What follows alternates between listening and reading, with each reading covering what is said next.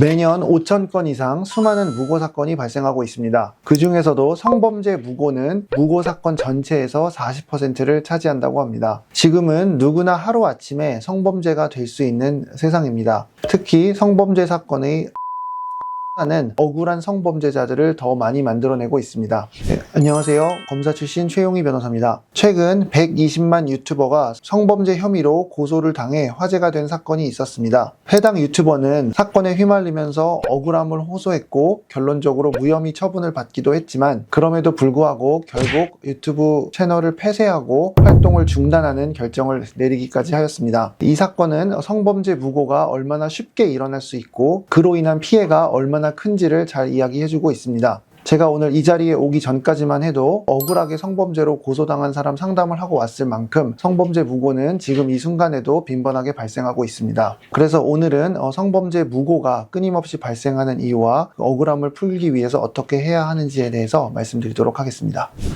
우선 이런 억울한 성범죄 사건이 왜 발생하는가에 대해서 정답은 아니고 제 개인적인 생각을 말씀드리도록 하겠습니다. 첫 번째는 아님 말고식 고소입니다. 일단 고소해놓고 보고 성범죄 아니야? 그럼 말지 뭐. 성범죄면 합의금 크게 받고 뭐 이런 식의 어떤 고소의 남용이 아닌가 생각합니다. 이런 고소의 남용이 또 있는 데는 우리나라는 시스템 자체로 고소를 하면 일단 나라에서 뭔가를 해주기 때문입니다. 수사의 결과가 내가 원하는 결과이든 아니든 수사가 꼼꼼한 수사든 엉터리 수사든 간에 할 것 없이 일단 고소를 하면 나라에서 어떤 형태로든 수사를 해서 결론을 내려주기 때문에 고소 일단 하고 보지 뭐 라는 거에 있어서 별다른 문제의식이 크게 없다는 점입니다. 그리고 실제로 내가 하는 고소가 100% 진실이 아니라 다소 허위여도 고소하는 사람의 입장에서는 그게 별 큰 상관이 없습니다. 그 이유는 일단은 고소를 하고 나서 결과가 나올 때까지는 시간이 매우 오래 걸리는데 그 기간 동안 고소를 당한 사람은 이미 잃을 거를 다 잃을 가능성이 높습니다. 명예도 잃게 되고 때로는 직장을 잃게 되고 또 삶의 의욕을 잃는 경우도 많습니다. 그렇기 때문에 그런 장기간의 시간이 지나고 난 다음에 고소가 결국 혐의 없음으로 끝나더라도 비록 상대의 처벌로 연결되진 않는다 하더라도 고소를 통해서 상대에게 타격을 주려고 한 목적은 이룬 셈이기 때문에 그렇습니다. 그러나 이런 고소는 허위 고소일 가능성이 매우 높고 그리고 실제 실무에서 많은 고소는 전날 자신이 한 수치스러운 행위를 다음날 일어났을 때 범죄 피해로 혼동해서 하는 고소가 매우 빈번한데 이런 고소는 사실은 무고에 해당할 가능성이 매우 높습니다. 두 번째는 답정너식 수사입니다. 우리나라는 성범죄 사건에서 여성의 말이 일단 옳다는 전제하에 출발을 하고 그것이 옳지 않다는 것을 남자가 밝혀야만 하는 방식으로 수사가 이루어진 지 매우 오래됐습니다. 성범죄 사건은 특성상 CCTV나 목격자가 있기 어렵기 때문에 결국은 피해를 당했다고 주장하는 사람의 말과 피해를 준 적이 없다는 상대방의 말밖에 없는 상황에서 누구 말이 맞냐의 싸움인데 형사소송법의 대원칙은 의심스러울 때는 그래도 피고인의 이익으로 혹은 무죄 추정의 원칙이 있음에도 불구하고 피해를 당했다고 주장하면 경찰은 우리는 판단하는 기관 아니니 억울하면 검사한테 이야기하세요 라고 하고 또 검찰에서는 고민하다가 애매하면 무혐의 처분을 하긴 하지만 일단 법정에서 다투게 해야지 하고 법원으로 넘기고 법원은 또 애매하면 무죄 판결문을 쓰는 것보단 유죄 판결문 쓰는 게 훨씬 쉽기 때문에 피해자 말이 어느 정도 말해주면 일단 유죄 선고하면 항소심 가서 알아서 하겠지 이런 식으로 가다 보니 결국 고소를 당하는 사람은 처벌받을 가능성이 매우 높게 되는 것이 현실입니다. 세 번째는 유죄 확정의 원칙입니다. 형사소송법은 무죄 추정의 원칙이 있음에도 불구하고 한 번 고소를 당하면 마치 유죄 확정의 원칙이라는 것이 있는 것처럼 그리고 의심스러울 때는 피고인의 이익이 아니라 의심스러울 때는 고소인의 이익으로 라는 원칙이 적용되는 것처럼 진행이 되는 현실이 있습니다. 이와 같은 현상이 있다 보니 성범죄에서 특히 그렇지만 고소 고발이 더욱더 난무할 수밖에 없고 실제로 외국에서는 우리나라가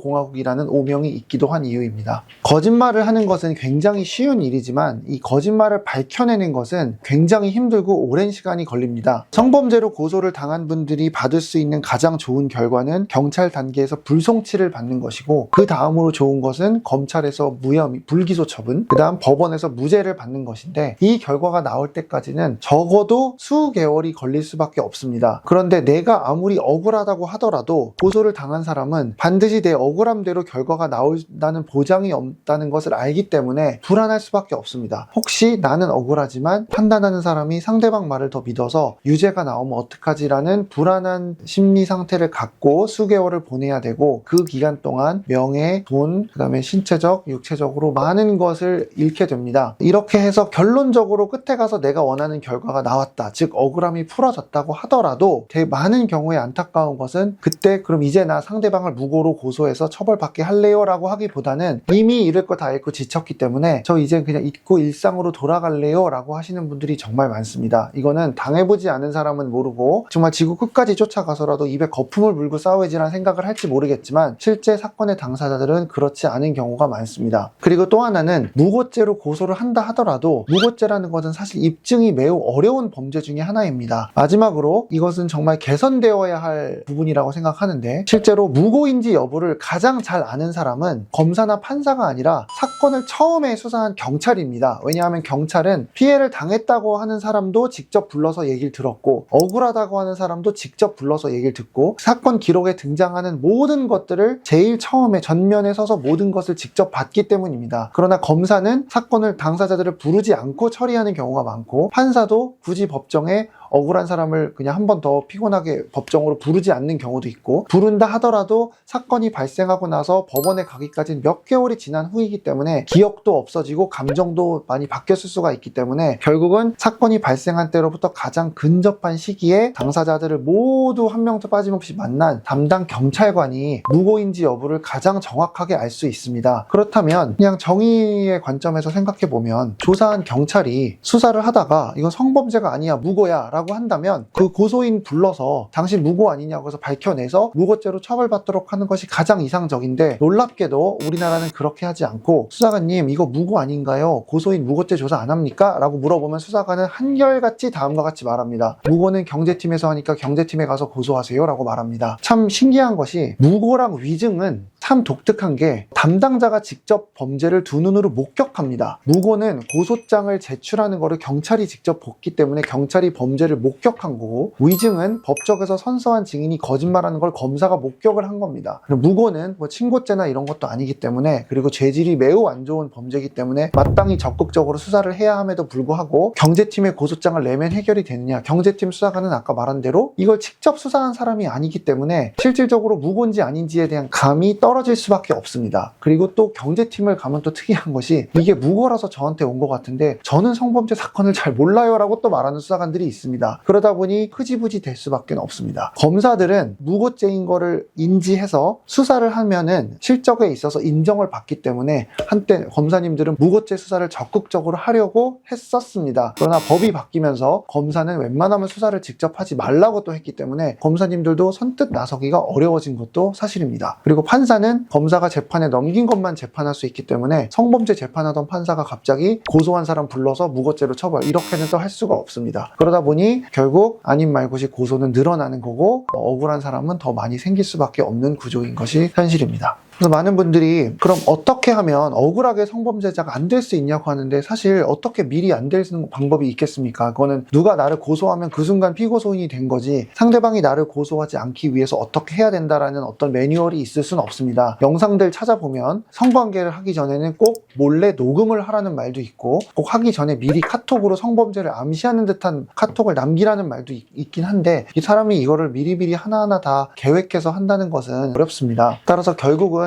벌어지고 나서 대처하는 수밖에 없는데, 그나마 교과서적인 말씀을 드릴 수 있는 것은 사건이 발생하고 나면 가장 먼저 해야 되는 것은 그날 일어난 일에 대한 복귀이기 때문에 상대방과 주고받은 대화 내용은 당연히 모두 남기셔야 되고, 섣불리 어떤 사과하는 듯한, 잘못을 인정하는 듯한 내용의 메시지는 보내시지 않는 것이 좋습니다. 그리고 가장 중요한 것은 변호인과 먼저 상담을 하는 것입니다. 비싼 돈 들여서 변호사를 선임하라는 것이 아니니 오해하지 마시고 부디 꼭 상담을 받으시기 바라고, 이 억울한 실제 성범죄 사례가 어떻게 해결이 됐고 어떤 조력이 필요한지에 대해서는 이전 영상에서 자세히 설명한 게 있으니 그 영상을 참고해 주시면 좋겠습니다. 피해를 주장하는 측에서도 이거를 좀 유리하게 삼아서 전략을 세울 수도 있는 건가요? 좀 악의적으로?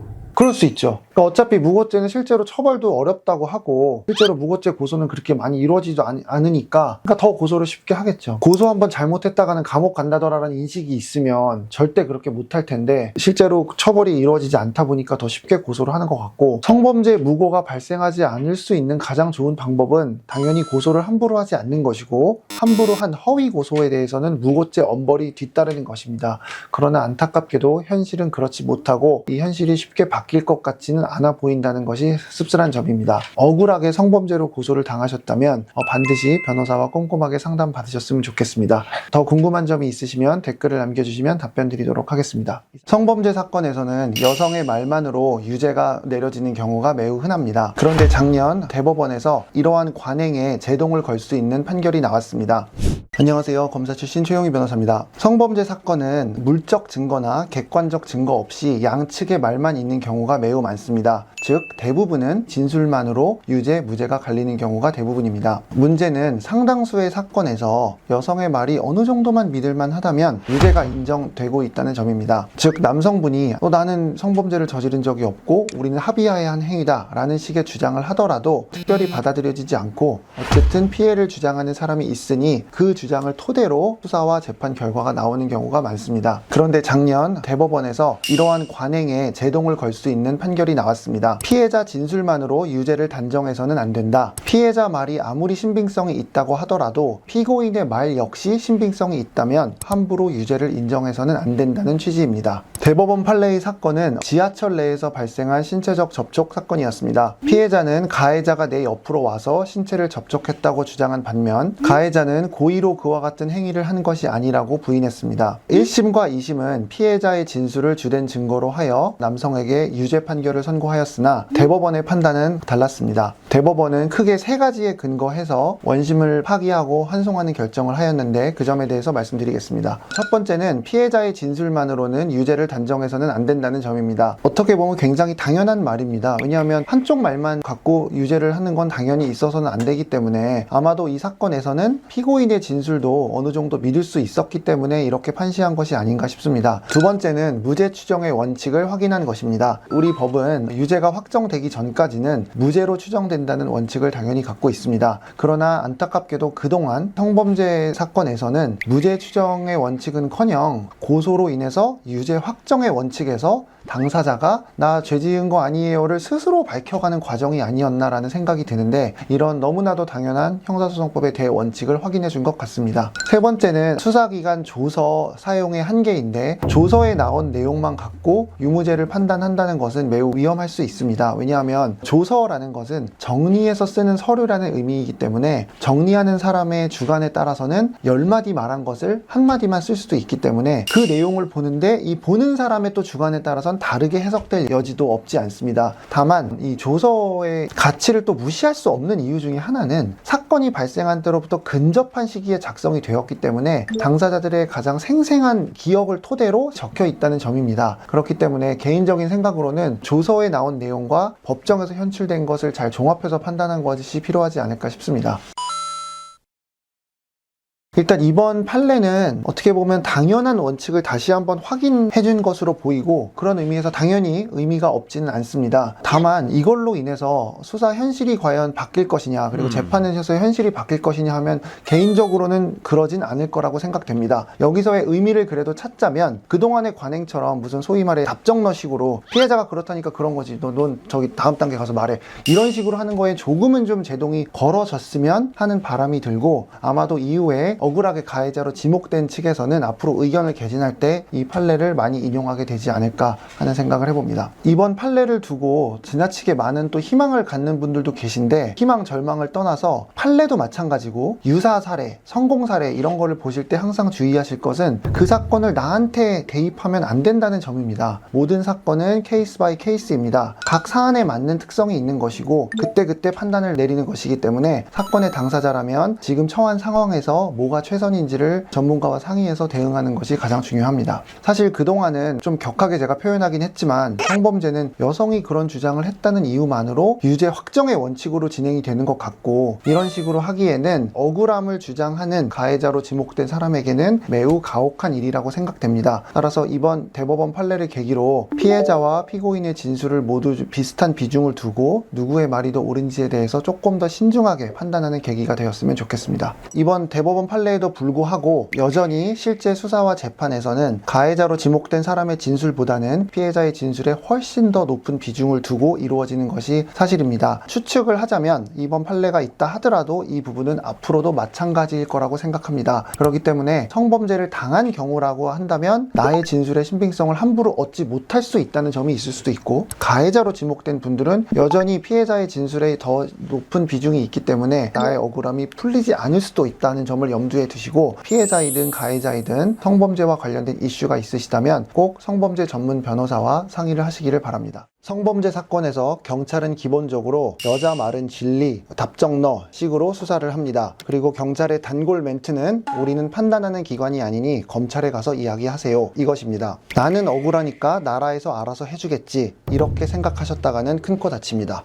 안녕하세요. 검사 출신 최용희 변호사입니다. 작년에 동탄 화장실 사건으로 언론이 들썩인 적이 있었습니다. 동탄 화장실 사건은 50대 여성분이 상대 남성이 여자 화장실에 들어와 자신을 훔쳐봤다는 이유로 경찰에 신고를 했는데, 알고 보니 이 신고는 거짓 신고였고 이로 인해서 여성분이 무고죄로 입건이 된 사건입니다. 경찰이 억울하게 신고당한 남성분을 마치 범죄자처럼 몰고 가서 많은 분들이 분노를 샀던 사건입니다. 생각해보면 억울함이 풀어져서 다행인데, 만약에 남자분이 일명 쫄보예요. 겁이 많아. 이러다가 그냥 나 혹시 처벌받는 거 아니야? 찾아보니까 여자 말만으로 처벌받는데 나는 억울하지만 여자가 저렇게 나오면 나 그냥 감옥 가서 인생 그냥 어떻게 되는 거 아니야? 그러느니 차라리 그냥 인정하고 합의하자라고 했을 수도 있어요. 공론화 시켜서 이렇게 되지 않았더라면. 특히 이런 사건을 맡는 변호사로서 남일 같게 느껴지지 않았고, 실제로 이런 식으로 억울하게 처벌받는 사람이 우리나라에 얼마나 많을까라는 생각이 들고, 또 주변에 친한 검사 판사들도 너무 많지만 솔직히 누구 말인지 어떻게 정확히 알아요. 결국 하나를 골라야 되는데, 사실 유죄로 인정하는 게 여러모로 편할 수도 있고, 작성해야 되는 어떤 서류라든가 어떤 책임을 지게 된다든가 라는 걸 봤을 때 여성 말이 특별히 정말 너무 거짓말로 명확히 드러나는 게 아니면 그냥 혐의가 인정되는 걸로 결론을 내리기가 훨씬 쉬워요. 행정적으로도 그렇고 실제로 법리적으로도 그렇고. 그러다 보니까 성범죄로 고소당한 분들은 정말 큰 딜레마에 빠지는 것 같아요. 근데 저는 이 동탄 화장실 사건을 들었을 때 전혀 놀라지 않았습니다. 왜냐하면 첫 번째로 경찰은 기본적으로 항상 답정너예요. 여자가 그렇다면 그런 거지, 너가 뭐라고 하든 나는 사건을 검사한테 넘길 거야, 그냥 검찰에 가서 말해라, 이거거든요. 근데 사실 이게 굉장히 무책임한 게, 제가 이것 때문에 재작년에 지방에 있는 어떤 경찰서에서 좀 경찰서가 떠나가라고 제가 소리를 지른 적이 있어요. 경찰하고 서로. 왜 그랬냐면, 사건의 내용이 지금 중요한 게 아니라 누가 잘못했다를 떠나서 절차는 절차인데 첫 조사를 받았어요. 우리는 조사를 받기까지는 조사를 받는 남성, 즉 피의자, 고소를 당한 사람은 여성의 주장을 알 수가 없는 경우가 많아요. 조사를 받으면 경찰이 여성분은 이렇다는데 넌 어때? 이렇게 물어보니까 아, 여성분은 이런 주장을 하고 있구나, 경찰은 이걸 쟁점으로 보고 있구나, 그제서야 알기 때문에 조사를 받고 와야 변호인은 의뢰인과 상의해서 의견서를 쓸 수 있어요. 아, 이건 우리가 맞다, 잘못했다, 인정한다 하던가, 그게 아니다, 여성이 거짓말이다, 이렇게 반박해서 의견서를 낼 수가 있거든요. 그러면서 조사를 끝나고 나서 말씀을 드렸죠, 수사관님한테. 오늘 조사 감사드리고 저희가 이제 의견 개진할 테니까 시간을 일주일만 달라고 했더니, 저희는 판단하는 기관은 아니니까 검사한테 내라는 거예요. 그 말은 경찰은 송치를 하겠다는 결론 내렸다는 거고, 법이 바뀐 이후에는 송치라는 의미는 경찰은 죄가 있다는 결론을 내린 거예요. 법이 바뀌기 전에는 송치의 의미가 검사한테 통으로 넘기면서 경찰이 의견을 밝혀요. 검사님 죄가 돼요? 안 돼요? 이젠 법이 바뀌어서 죄가 안 되면 경찰은 검사한테 안 넘기고요, 자체 종결시키고, 죄가 되면 검사한테 넘기는 건데, 우리는 판단하는 기관이 아니니 검사한테 넘길 거니까 검사한테 내세요라는 말은 나는 이미 너를 범죄자로 확정했으니 송치하겠다라는 말이에요. 그러니 제가 화가 나죠. 범죄자가 잘했다 이게 아니라, 판단하는 사람은 일단 중립적이어야 되고 양측 얘기를 들어는 봐야 될 거 아니에요. 근데 지가 궁금한 것만 물어봐 놓고서 이제 됐으니 이제 한다는 건 그야말로 답정너인데 이러면 수사를 왜 하냐는 거죠. 두 번째는 강압적인 태도라고 해서 거기 뭐 녹취 파일도 언론에 나오고 했던데 모든 경찰관님이 그러시진 않습니다. 친절한 경찰관님도 너무 많으시고 자세하게 설명해 주시고 너무 좋은 경찰관님들 계시지만 강압적인 경우도 사실은 매우 많아요. 그래서 제가 놀라지 않은 이유는 그 사건에서 강압적이라고 한 부분이 이런 일을 많이 접하는 저로서는 늘 저래 왔잖아. 그런 면에서 저는 정말 놀라질 않았습니다. 언론을 통해서 우리가 보는 것들이 실제 일어나는 사건의 전부라고 할 수 없고 극히 소수이기는 하나 이번에 보여진 이 사건에서의 이런 모습들은 성범죄 사건에서 오히려 이런 게 더 주류일 수 있다라는 말씀을 드릴 수 있을 것 같습니다. 실제로 이런 성범죄 사건들이 어떻게 일어나는지를 말씀을 드리면 화장실에 들어가서 훔쳐봐 이런 것도 있지만 더 많은 건 강간과 추행인데 성관계가 있거나 성관계에 이르지 않은 신체적 접촉이 있는 경우인데 이런 일들은 보통 길 가는 사람 납치해서 하는 이런 나쁜 경우보다는 아는 사람 사이에서 일어나는 경우가 매우 많습니다. 부부관계도 있고 연인관계도 있고 그보다 더 많은 건 어린 젊은 친구들 사이에서 소개팅 앱이나 일시적인 어떤 남녀 간의 만남 이런 자리에서 일어나는 경우가 매우 많고요. 대표적으로 보면 서로 만나서 호감이 생겨서 1차, 2차 가요. 밥 먹고 2차에서 뭐 노래방을 보통 가기도 하고 남자나 여자 집에 놀러 가기도 해요. 그럼 그런 상황에서 이제 정신적 교감이 어느 정도 있다고 생각이 되면 대부분은 남성이 먼저 스킨십을 하게 됩니다. 예를 들면 뭐 허리에 손을 감싼다던가 아니면 어깨에 손을 올린다던가 포옹을 한다던가 뽀뽀를 한다던가 이런 거에서 보통 시작을 합니다. 심지어 이런 행위가 여자의 초대로 여자의 집에서 발생을 하기도 합니다. 거기서 그 이상의 스킨십으로 갈 수도 있고 안 갈 수도 있는데 그걸 떠나서 얼마 후에 여성이 남성을 고소하는 것 이게 가장 전형적인 유형이고 아마 이 영상을 보시는 많은 남성분들이 되게 공감을 하실 거예요. 사건에 연루되셨던 분뿐만 아니라 이런 얘기들이 이제 너무 많이 알려져서 조심해야 돼 이런 생각 많이 하실 거예요. 성범죄자는 거세를 해야 될 정도로 저는 나쁜 사람들이라고 생각합니다. 그러나 억울하게 처벌받는 사람은 당연히 있어서는 안 되고 성범죄는 뭐 아니면 도기 때문에 혐의가 인정되면 구속되기도 하고 신상정보가 공개되기도 하기 때문에 매우 확실한 절차를 거쳐서 처벌이 이루어져야만 합니다. 이렇게 고소를 당하면 남자는 보통 매우 당황스럽습니다. 보통은 이제 술을 마셨을 테니까 술을 먹고 서로 눈이 맞아서 잠자리든 스킨십이든 그냥 한 건데 이게 왜 범죄지? 라고 매우 당황스럽고 여성분이 바로 다음날 고소한 게 아니라 좀 지나고 나서 고소하면은 남자한테 고소당했다는 사실은 더 지나서 몇 개월 후에 알려지기도 하면 어떤 남자분들은 고소한 게 누군지도 기억이 안 나는 경우도 심지어 있어. 결국 이제 경찰 조사 받을 때 가서 이제 알게 되는데 여성분들의 주장은 보통 비슷해요. 나는 허락한 적 없고 남자가 일방적으로 했고 싫었지만 그 자리에서 바로 자리를 뿌리치고 나오면 분위기가 너무 험악해질 수도 있고 처음 보는 사람이라 이 사람이 나를 해코지할 수도 있고 하기 때문에 어쩔 수가 없었다. 그동안 수치스러움을 참느라 나는 너무 힘들었다. 이렇게 이야기를 합니다. 그리고 이런 사건들의 또 공통점은 다음날 연락을 했더니 남자가 좀 냉랭하거나 따뜻하게 해주지 않으면 고소로 이어지는 경우도 매우 많습니다. 이렇게 고소가 되면 일단 수사기관은 아까 말씀드린 대로 기본적으로 여성의 편에서 하는 걸로 강하게 의심이 되고 조사 과정에서는 어떤 일들이 일어나냐면 수사관이 좀 유치하지만 이런 질문을 합니다. 그런 스킨십을 여성이 허락한 적이 있나요? 이러면 답이 애매해요. 나 이제 너에게로 갈게. 내 입을 너의 입에 댄다. 이렇게 하고 하는 사람 없어요. 허락 받았나요? 라고 해서 예라고 하면 뭐라고 여자가 했나요? 그럼 또 할 말이 없어요. 그러면 왜 허락을 받았다고 생각했나요? 라고 물어보면 그때 우리가 뭐 분위기가 좋았고 고개를 막 내 어깨에 기대기도 했고 했기 때문에 법적으로 묵시적 승낙이죠. 그러면 이렇게 물어봐요. 그 말이 손을 속옷 안으로 넣어도 된다는 걸로 그럼 이해한 건가요? 이러면 이제 난처해져요. 답변을 하기가. 그렇다고 아니 허락 없었는데 그러면 또 인정하는 게 되고 이런 식의 질문들로 좁혀오고 그러다 보면 결국 허락을 받은 건 아닌데 한 거네요로 이제 결론이 날 수밖에 없습니다. 이게 가장 좀 현실에서 많이 일어나는 일이고 다 그런 건 아니지만 술 먹고 일어난 일이다 보니 다음날 여성분이 수치심을 범죄 피해로 오인해서 고소하는 경우가 저는 굉장히 많다고 생각합니다. 그런 경우에 이 남자를 성범죄자로 만들어야 내가 그런 부끄러운 짓을 하지 않은 것처럼 느껴질 수 있거든요. 이런 경우가 현실적으로 매우 많다라는 말씀을 드리고 싶습니다.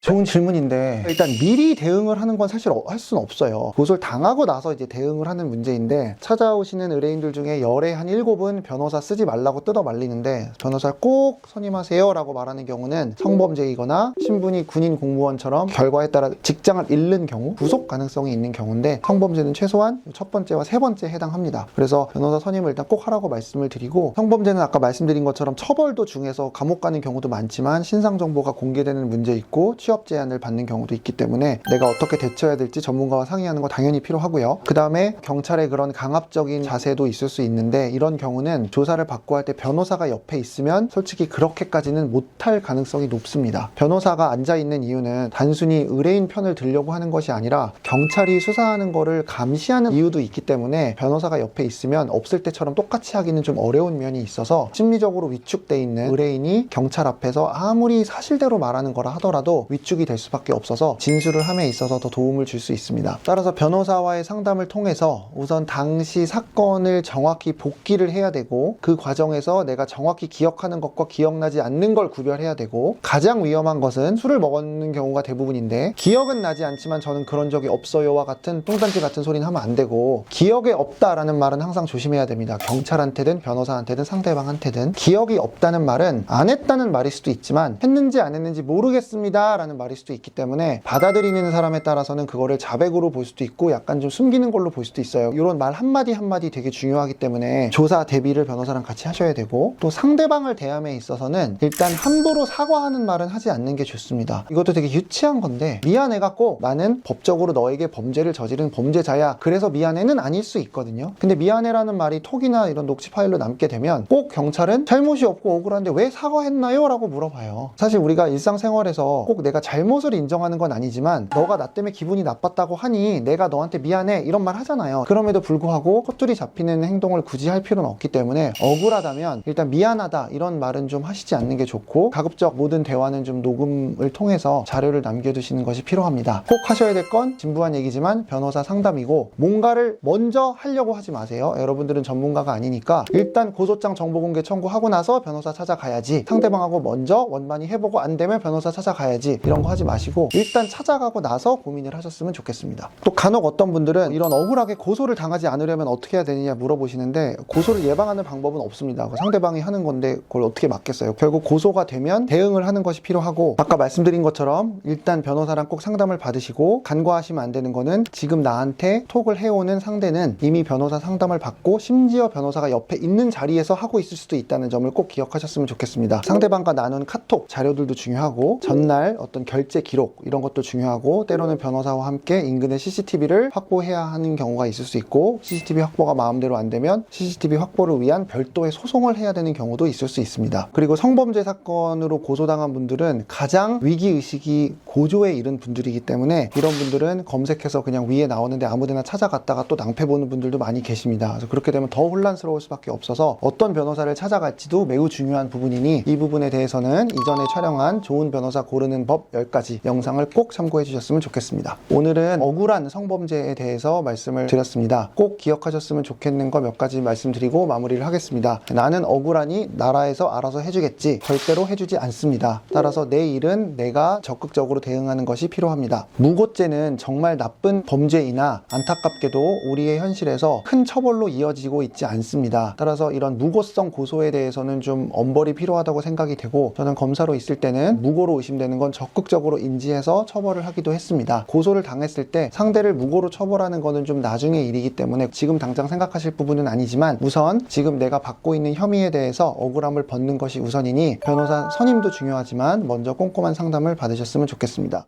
동탄 화장실 사건 아시죠? 이 사건은 남자가 여자 화장실에서 본인을 훔쳐봤다고 거짓 주장을 했는데 경찰이 남자 말은 하나도 안 듣고 남자를 성범죄자 취급을 해서 화제가 됐던 사건입니다. 이 사건은 남자분이 당시 경찰관과의 그 대화한 내용이 녹취록으로 남아 있어서 공론화를 해서 겨우 그 누명을 벗을 수 있었는데요. 과연 현실에서는 이런 억울함을 어떻게 벗을 수 있을지 비슷한 사건이 닥쳤을 때 어떻게 처신해야 되는지에 대해서 말씀드리겠습니다. 안녕하세요. 검사 출신 최용희 변호사입니다. 형사 고소를 포함해서 각종 소송은 대부분 우리가 예상하지 못하는 상황에서 발생합니다. 저 같은 경우에도 예상치 못한 사건을 한번 제가 경험한 적이 있는데 간략하게 말씀드리면 헬스장에서 스트레칭을 하고 있었고 당시 저는 제 핸드폰을 보면서 하고 있었는데 제가 다니던 헬스장은 스트레칭 존 앞에 트레드밀이 이렇게 있는 곳이었는데 그 앞에서 운동 중이던 한 여성분이 운동을 하고 갑자기 저한테 오시더니 지금 거기서 자기를 촬영한 거 아니냐면서 제 핸드폰을 보자고 하신 적이 있었습니다. 사실 이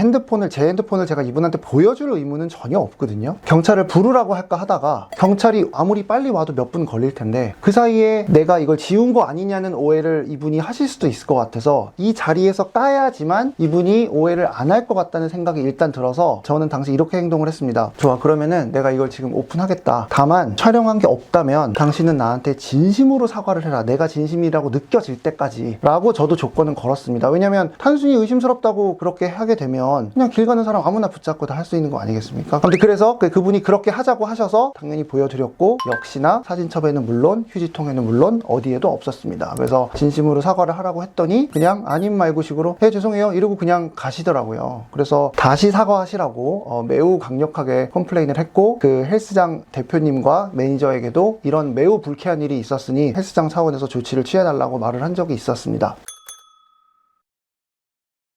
이 사건은 강제추행죄로 이제 실제로 112 신고한 이후에 고소장까지 별도로 이제 제출을 해서 신고와 고소가 모두 있었던 사건인데, 이 사건의 특징은 일반 성범죄와는 달리 법적인 잘못은 물론 어떤 도의적인 잘못조차도 전혀 없는 경우였기 때문에 저로서도 더욱더 도움을 드리고 싶었습니다. 사건의 내용은 이렇습니다. 오랜만에 아는 후배를 만나서 그냥 평범한 고깃집에서 저녁 식사를 했습니다. 식사를 하던 도중 이 남자분은 화장실을 갔는데, 주방을 지나서 화장실로 가는데 그 길이 굉장히 좁습니다. 그래서 정면으로 이렇게 갈 수 없고 옆으로 이렇게 가야 두 명이 겨우 지나갈 수 있는 좁은 골목이었는데, 그 길로 화장실을 갈 때 여성분이 화장실에서 나오던 중이었는데, 그때 이 여성분이 이 남자분에게 왜 내 엉덩이를 만지냐고 하면서 그 자리에서 소리를 지르고 112에 신고를 해서 이제 사건화가 됐던 경우입니다. 여성분이 그 자리에서 112에 신고를 했고 이후에 고소장까지 제출을 했기 때문에 남자분에게는 매우 불리한 상황이었습니다. 그리고 여성분의 진술은 굉장히 구체적이었는데, 피해를 당할 당시에 이 남자분의 손 동작, 만지는 방법, 쓰다듬었는지 주물렀는지 이런 식의 어떤 디테일함이 굉장히 확실하게 있었고, CCTV에서도 문제를 제기하는 그 장면이 그대로 나와 있기 때문에 이 여성분이 단순한 어떤 오해는 아니지 않나라는 생각을 할 수도 있게 하는 상황이었습니다. 이 사건은 여성분의 진술대로 간다 하더라도 강제추행이기 때문에 감옥을 가는 실형이 선고되거나 이러기는 어렵고, 벌금형 내지는 조금 더 무거워야 이제 집행유예 정도의 사건이긴 한데, 벌금형도 영원히 지워지지 않는 전과일 뿐만 아니라 성범죄이기 때문에 또 이 신상 정보가 등록되고 공개되는 문제가 따라올 수 있기 때문에 가볍게만은 볼 수 없는 사건이었습니다. 제가 변호사지만 변호사라고 항상 의뢰인 편을 무조건 들어줄 수는 없습니다. 왜냐하면 의뢰인들 중에는 변호사와 상담을 할 때 의외로 사실대로 모두 말씀하시지 않는 분들도 많이 계십니다. 그래서 자기한테 불리한 거는 쏙 빼는 경우도 있고, 의도적이지 않더라도 사람은 누구나 본능적으로 본인한테 불리한 부분들은 좀 뺄 수 있는 경향이 있기 때문에 내 앞에 앉아있는 사람이 하는 말이 전부가 아닐 수 있다는 거, 그리고 또 하나는 이 사람이 하는 말이 전부고 진실이라 하더라도 이거와 양립 가능한 상대방의 주장은 어떤 게 있을 수 있을까, 그리고 그 상대방의 주장과 이 의뢰인의 주장이 합쳐졌을 때 제3자인 수사기관과 법원은 어떤 판단을 할 것인가에 대해서 상상할 수 있어야 합니다. 저는 상담을 할 때는 CCTV를 보기 전이었기 때문에 혹시 당시 술을 좀 많이 드셔서 당신이 착각하는 건 아니냐, 혹은 실수는 아니어도 실수를 한 걸로 여자가 느껴질 만한 오해의 소지가 있는 행동을 한 건 아니냐라고 여러 차례 이렇게도 물어보고 저렇게도 물어보고 재연도 해보고 다 해봤지만 매우 의사가 확고하셨고, 그 진술을 저도 믿을 수가 있다고 생각이 돼서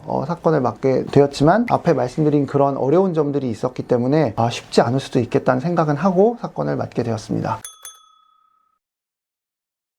이 사건에서 저희가 이제 마주했던 그 어려운 점들, 그리고 변수는 첫 번째로는 여성의 진술의 신빙성이 매우 높아 보였다는 점입니다. 이 여성분은 본인이 피해 당한 내용에 대해서 매우 구체적이고도 자세하게 진술을 하셨고, 또 무엇보다 그 자리에서 112에 신고를 했고, 그러고 나서 얼마 지나지 않아 고소장까지 제출을 했기 때문에 이 여성분의 진술은 매우 신빙성이 있어 보였습니다. 두 번째 변수는 바로 경찰이었습니다. 실제로 이런 성범죄 사건은 여성의 말이 옳다는 전제 하에 출발하는 경우가 너무 많기 때문에, 그렇게 출발한 상태에서 나의 억울함을 밝혀서 그걸 결과로까지 연결을 시키기에는 정말 많은 어려움이 있고, 이 사건은 아까 말씀드린 것처럼 여성분의 진술이 너무 일관성이 있어 보였기 때문에 수사기관에서 더욱더 여자 편에 서서 하는 게 또 이해가 안 가는 것도 아니었기 때문에 더욱더 그런 어려움이 있었습니다. 세 번째는 기소유예의 찬스입니다. 이거는 이제 강제추행으로 고소당한 분들은 누구나 하는 고민일 것 같은데, 기소유예라는 거는 범죄가 인정되지만 검사가 일정한 조건 하에 딜레마에 선처를 해줘서 재판도 안 받고 아예 처벌 안 받고 전과 생기지 않게 해주는 결정입니다. 추행 같은 경우는 때로는 합의가 되면 그리고 다른 준비들을 잘하면 기소유예를 받을 수도 있어서 고소당한 분들은 이런 딜레마에 처합니다. 저희 사건도 그랬는데, 왜냐하면 재판에 한번 넘어가면 판사는 유죄냐 무죄냐, 유죄면 처벌 얼마나 무겁게 가볍게를 결정할 수 있을 뿐이지 검사처럼 죄가 되는데 아예 봐줄 수는 없거든요. 고민은 나는 억울한데 내가 억울하다고 해서 꼭 무혐의가 나온다는 보장은 없기 때문에 수사 단계에 있는 동안만 있는 그 기소유예 찬스를 노릴 것이냐, 이게 항상 딜레마입니다. 기소유예를 나는 받도록 노력하겠다고 결정을 하게 되면 그 순간은 혐의를 인정하는 걸로 입장을 바꿔야 되고 합의도 해야 되는데, 상대가 합의를 해준다는 보장도 없고 합의 조건이 맞는다는 보장도 없고, 또 합의가 된다 하더라도 기소유예라는 거는 선처기 때문에 의무가 아니어서 기소유예를 받는다는 또 보장은 없거든요. 그래서 어느 쪽으로 길을 선택해야 될지 딜레마가 항상 있습니다. 그런데 우리 사건은 이 고민을 하긴 했지만 그래도 억울함이 우선이기 때문에 기소유예를 받기 위한 노력은 하지 말고 우린 끝까지 무혐의를 위해 다투자, 이렇게 방향을 정했습니다. 이 사건은 그 범행 장면이 녹화된 CCTV가 있는 게 특징이긴 했지만, 문제는 여성분이 피해를 당했다고 주장하는 그 신체 부위, 그 부분이 정확히 나오지는 않아서 결국 그 범행 장면이 완전히 이제 나왔다고 할 수는 없었는데, 그 CCTV를 일단 좀 특수한 어떤 프로그램을 이용해서 거의 0.01초 단위로 이렇게 나눠서 자세히 봤고, 그 상황에서 나올 수 있는 이 손의 각도, 그 스쳐 지나갈 때의 상황들을 분석을 해서 당시 여성분의 주장대로 남자가 그 정도 시간 동안 그 정도의 어떤 방법으로 추행을 하는 것은 굉장히 큰 무리가 있었다는 것을 밝혔고, 진행 과정에서 여성분이 먼저 합의를 제안하기도 했습니다. 그럼에도 불구하고 저희는 처음부터 끝까지 억울함을 주장하는 것을 밀고 나가기로 했기 때문에 합의 제안도 단호하게 거절을 했고, 여기서 단호하게 거절한 그 내용을 의견서로 잘 쓴 부분이 억울함을 주장하는 사람으로 보이는데 일조하지 않았나, 이렇게 생각을 합니다. 그리고 이제 중요한 건 이제 이런 점들을 종합해서 검찰의 의견을 개진하는 것인데, 이 의견을 개진할 때는 이제 검사로 근무했을 때 애매한 강제추행 사건에서 검사들이 어떨 때 무혐의 처분을 하는지를 너무 잘 알고 있기 때문에, 이 사건에서 내가 검사라면 이런 점들을 고민할 것 같고 여성분의 이런 주장은 이런 식으로 반박이 가능할 것이다 라는 거를 상상을 하면서 의견을 잘 개진한 결과 다행스럽게도 무혐의 처분을 받아서 이 남성분은 이 형사 절차에서 비교적 신속하게 해방될 수 있었습니다. 이와 같이 무혐의 처분이 나오기는 했지만 마냥 또 기뻐할 수만은 없었던 이유는, 비교적 신속하게 결과가 나왔다곤 하지만 그 신속한 게 그래봤자 그래도 최소한 4, 5개월은 걸립니다. 이 4, 5개월 동안 사건의 당사자들은 시간과 비용과 에너지와 무엇보다 그 범죄자가 될 수 있다는 그 심리적 불안감에 시달리기 때문에, 그 기간 동안 내가 소모한 이런 것들은 무혐의 처분이 나왔다고 해서 결코 원상회복이 될 수가 없습니다. 원래 있어야 할 상태로 나는 돌아가는 것 뿐이고, 그렇게 또 돌아갈 수가 없는데 이걸 축하를 해야 된다는 이 상황이 참 웃을 수도 없고 울을 수도 없는 그런 애매한 상황이었어서 애매하긴 했으나, 어쨌든 억울함을 벗은 것만큼은 정말 다행이었습니다. 그래서 이런 경우에 이제 무고죄로 고소를 할 것인가 가 이제 자연스럽게 따라오는 다음 스텝인데, 보통 이제 이맘때쯤 되면 지쳐서 새로운 소송을 할 에너지가 나지도 않고, 또 이런 사건 같은 경우는 뭐 어떻게 보면 여성분이 꼭 무고라고 할 수도 없을 수도 있어요. 왜냐면 누가 이렇게 엉덩이가 이렇게 만져지는 것 같아서 내가 정말 오해를 해서 고소를 한 거라고 한다면 여성분이 그걸 의도적으로 꼭 허위로 고소했다고 볼 수는 또 없거든요. 그래서 그런 경우는 이제 변호인으로서 이거는 무고죄가 안 됩니다, 혹은 무고가 의심이 되니 원하시면 고소를 진행하셔도 좋습니다 라고 이렇게 제안을 하게 됩니다. 오늘 말씀드린 이런 억울하고 당황스러운 상황에 직면하셨다면 형사 전문 변호사와 먼저 꼼꼼한 상담을 하시기 바랍니다. 더 궁금한 점은 댓글을 남겨주시면 답변 드리도록 하겠습니다. 여성분이 일단 강간을 마치 당한 걸로 기정사실화해서 담당 수사관님은 여성분 말을 확실하게 믿고 있는 분위기였고, 남자분은 이미 강간범으로 이미 낙인을 찍었다는 의미거든요. 게다가 녹음 파일 같은 이런 직접적인 증거도 없었기 때문에 남성분은 정말 억울해서 죽고 싶다고 말씀하신 게 정말 충분히 공감이 될 수밖에 없었던 상황이었습니다. 네, 안녕하세요. 검사 출신 최용희 변호사입니다. 같이 술을 마시며 시간을 보낸 여성으로부터 강간죄나 강제추행죄로 고소를 당한 경우가 매우 많이 있습니다. 같이 술을 마신 상태에서 서로 좋다고 한 행동인데 다음날 술이 깨고 나서 느껴지는 부끄러움과 수치심 혹은 도의적인 죄책감 같은 것들 때문에 마치 본인이 범죄 피해를 당한 것인 양 상대 남성을 고소를 하는 경우가 매우 많습니다. 이렇게 고소를 당한 경우에 남성의 입장에서는 굉장히 억울해서 때로는 오히려 오히려 상대 여성을 무고죄로 고소해야 할 수 있는데 그렇게 하지 못하는 이유는 본인의 무고함을 입증할 만한 관련 자료를 갖고 있지 않기 때문입니다. 예를 들어서 사건 당시의 상황이 녹음된 녹음 파일이나 당시의 상황을 유추할 수 있는 카카오톡 대화 내용 같은 것이 있으면 너무 좋은데, 문제는 이런 것이 없다고 해서 이 남성분의 어떤 준비의 미흡이라고 볼 수 없는 이유는 사건 발생한 이후에 이런 고소를 당할 것이라는 것을 사건 당시에는 누구도 미리 예측을 할 수 없기 때문입니다. 그래서 오늘은 지금 말씀드린 것과 같은 비슷한 상황에서 상대 여성으로부터 고소를 당한 남성분의 사례를 말씀드리려고 합니다. 지금 말씀드리는 의뢰인분은 남성분이셨고 50대의 가정이 있는 남성분이셨습니다. 평일 늦은 시간이었는데 너무 급한 일이니 꼭 한 번만 좀 만나서 상담을 해달라는 제안을 받고 상담을 하게 되었습니다. 억울해서 죽고 싶다는 말씀을 여러 번 하셨고, 그냥 단순히 과장된 표현이 아니라 그분의 표정과 말투와 뉘앙스에서 정말 당장이라도 안 좋은 생각을 하고 극단적인 선택을 할 수도 있으면 어떡하라는 생각이 들 정도였는데요. 이 사건으로 인해 범죄를 저지르지 않았는데 범죄자가 될 수 있다는 그 억울함 때문이었습니다. 즉 쉽게 말해서 성범죄자가 될 것을 매우 두려워했던 그런 상황이었습니다. 사건의 내용에 대해서 간략히 말씀을 드리면, 이분은 아는 형님, 예전부터 알고 지내던 선배가 술을 한잔 하자고 해서 불렀는데 그 자리에 마침 그 선배랑 친분이 있는 한 여성분이 와 계셨던 겁니다. 그래서 셋이서 편하게 술을 먹고 하다가 그 형님은 다른 일정이 있어서 가셨고, 남은 둘이서, 즉 제 의뢰인 되셨던 분과 그 상대 여성분이 이제 남아서 소위 2차 술자리를 가서 한 잔 더 했습니다. 그곳에서 서로 호감을 느꼈는지 그 둘은 인근의 호텔을 갔고 호텔에서 그날 하룻밤을 같이 보냈습니다. 즉 성관계를 가졌습니다. 그리고 다음날 아침 호텔에서 아침까지 시간을 보내고 택시를 태워서 여성분을 보낸 다음 이분도 귀가를 하였습니다. 그런데 놀랍게도 그로부터 며칠 후에 경찰로부터 준강간죄로 고소를 당했으니 경찰서로 조사를 받으러 오라는 연락을 받았고, 이 남성분은 정말 매우 놀라지 않을 수가 없었습니다. 아마도 이 영상을 보시는 분들은 비슷한 처지에서 걱정이 되는 마음에 보시는 경우가 많이 있으실 텐데, 사실 이 사건은 불리하게 본다면 한없이 불리할 수밖에 없는 상황인 것이, 여성의 입장에서 보면 난 당시 술에 취해 있었고 기억도 안 나고 나는 내 몸도 내가 가눌 수 없었다. 근데 네가 데리고 와서 호텔에서 이렇게 한 것 아니냐 주장을 한다면, 사실 남성의 입장에서는 방어하기가 되게 쉽지 않을 수가 있습니다.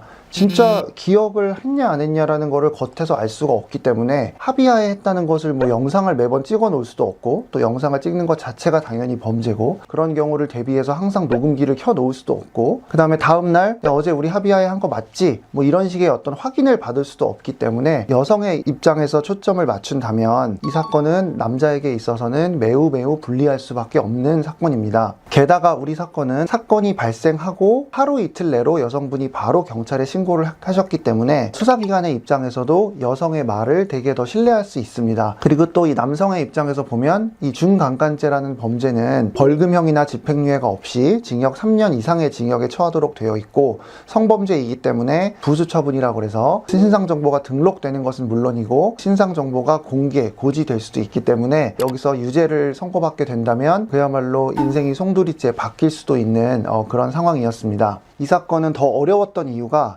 원래 평소에 알던 사이가 아니었기 때문에 사건 이후에 서로 대화를 해볼 여지도 없었고, 둘 간의 어떤 카톡이나 이런 대화 내용이 있지도 않았고, 당연히 당시에 무슨 녹음을 해놓은 것도 없었기 때문에 둘 사이에 있었던 일이 합의하에 있었던 것이라는 것을 밝히는 데 있어서 더욱 어려움이 있었습니다. 사실 이 남성분은 배우자가 있는 사람이었고 상대 여성도 배우자가 있는 여성이었습니다. 그래서 배우자 있는 사람끼리 부적절한 관계를 했기 때문에 당연히 도의적으로 잘못된 행위인 것은 분명하지만, 어찌됐건 강간이라는 이런 중한 범죄를 저지른 것은 아닌 게 너무 확실한데 자기를 강간죄라고 고소를 했다고 하니 세상이 무너지는 것 같은 느낌을 받았다고 했습니다. 법적인 잘못을 저질렀음에도 불구하고 범죄를 저지르지 않은 것처럼 도와달라고 하는 경우에는 도움을 드리지 못하지만, 지금 말씀드린 경우와 같이 도의적인 잘못은 둘째치고 범죄를 저지른 것은 아니기 때문에 이분이 누명을 벗도록 도움을 드려야겠다고 생각을 하고 사건을 맡게 되었습니다. 이 사건을 진행하면서 전혀 예상치 못했던 변수가 솔직히 있지는 않았습니다. 왜냐하면 이런 사건들을 검사 때부터 시작해서 지금 변호사 하면서까지 너무 많이 하기 때문에 제가 예상하지 못하는 변수가 있기는 상당히 어렵습니다. 그러나 그 중에 하나는 이 여성분의 일관된 것으로 보이는 진술,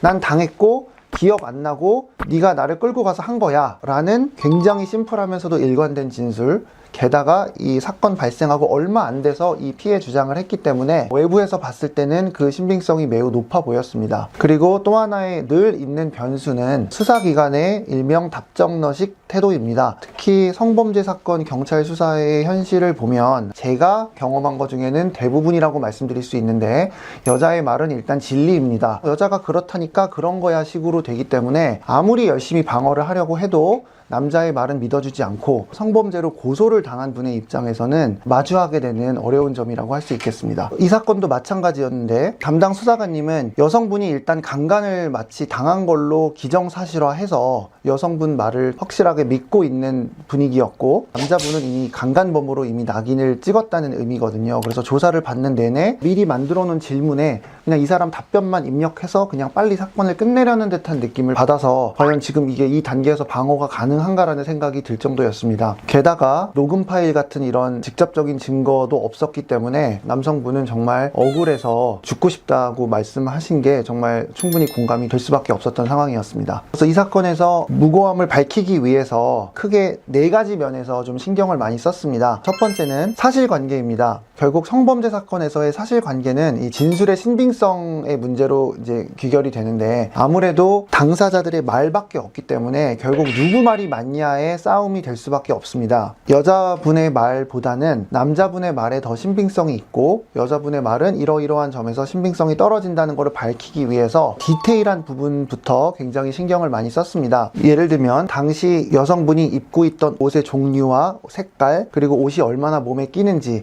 이런 것들을 충분히 밝힘으로 인해서 당시 이 여성분의 옷은 꽉 끼는 긴 바지를 입고 계셨는데, 누군가의 협조가 있지 않으면 이 옷은 함부로 벗기도 어려웠고, 또 그 다음에 성관계를 함에 있어서도 특정한 체위는 상호 간의 어떤 합의가 있지 않고서는 이루어질 수 없는 부분이라는 점, 그리고 호텔에 들어가고 나올 때 서로 주고받았던 말들, 이런 것들을 종합해 봤을 때 기억도 안 나는 본인을 일방적으로 호텔로 끌고 가서 성범죄 피해를 당했다는 이 여자분의 말은 쉽게 믿을 수 없다는 점을 적극적으로 주장을 했습니다. 그리고 두 번째로는 증거 수집입니다. 그래서 이 증거 수집은 이제 아무래도 수사를 했던 경험이 있기 때문에 이런 사건을 변호할 때도 많은 도움이 되고 있는데요. 그래서 우선 둘의 사이에 있었던 일의 타임라인을 잘 구성을 하고, 거기에 뒷받침할 수 있는 CCTV 자료, 각종 결제 내역, 이런 것들을 먼저 확보했고, 이 사건은 호텔에서 발생을 했고 CCTV 안에서, 엘리베이터 안에서 서로 너무 다정한 모습이 보였고, 여성분의 주장과는 달리 그렇게 취해 보이지도 않았다는 것을 밝힐 수 있었습니다. 그 다음에 또 하나 이제 결정적인 증거를 하나 수집을 한 거는, 이 남성분이 당시 여성분이 귀가할 때 이용한 택시를 직접 불러줬기 때문에 그거로 택시 기사님을 힘들게 찾을 수가 있었고, 택시 기사님의 진술로부터 헤어질 때 이 둘의 분위기, 귀가하고 가면서 기사님이 본 이 여성분의 모습, 여기서 핵심은 얼마나 취해 보였냐인데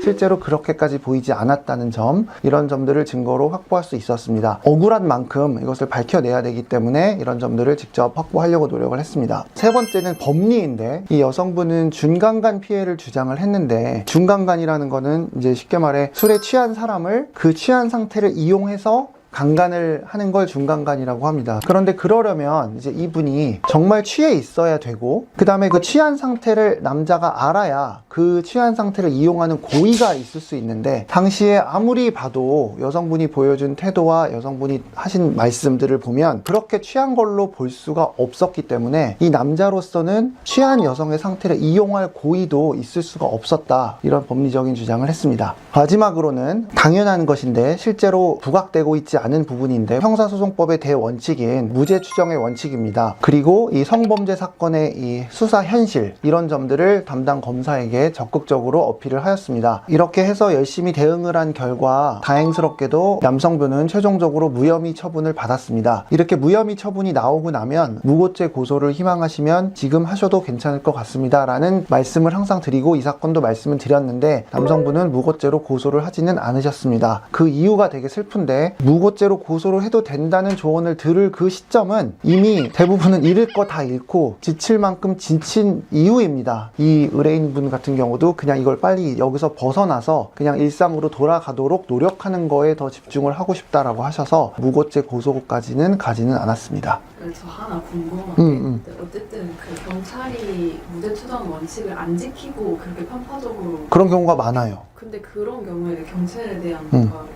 그 그런 게 없어요. 혼낸다. 너무 좋은 질문인데 의미가 없는 게 그런다고 해서 그걸 바로 수사관이 싹 교체가 돼서 다시 처음부터 이제 리셋이 돼서 할 수 있는 것도 아니고 그냥 더 안 좋은 인상만 괘씸죄만 더 걸릴 수 있거든요. 그래서 사실은 가장 답답한 경우죠. 그럴 때가. 예. 오늘 말씀드린 사건은 우리 주변에서 언제든지 흔히 발생할 수 있는 일입니다. 다방면으로 열심히 노력한 끝에 무혐의를 이제 받아낼 수는 있었지만 녹음 파일이나 카카오톡 같은 대화 내용이 있었다면 더욱더 쉽게 밝힐 수 있지 않았나라는 생각은 듭니다. 이런 일을 직면하게 된다면 당시 있었던 일을 하루빨리 꼼꼼하게 복기를 하시고 먼저 자료는 꼭 확보를 해 두시고 빠른 시일 내에 전문가와 먼저 상담을 하시기를 추천드립니다. 혹시 관련해서 또 궁금한 점이 있으시면 댓글 남겨주시면 답변 드리도록 하겠습니다. 이상 최용희 변호사였습니다. 감사합니다.